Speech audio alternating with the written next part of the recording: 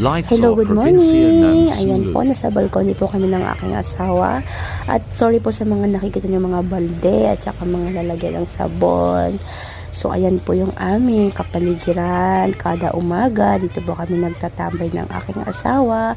At saka yan po yung pinakamamahal kong asawa. Yan po siya.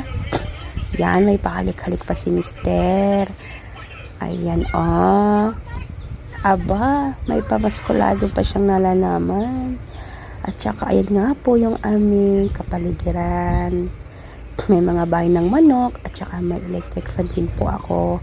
Kakatapos nga lang din namin uminom ng kape. At yan, nanonood yung aking asawa ng series. So ayan na nga po. Higa-higa lang ako, i-emote-emote. Ayan, habang nanonood ang aking asawa. Yan. Sige pa. Sige pa, babe.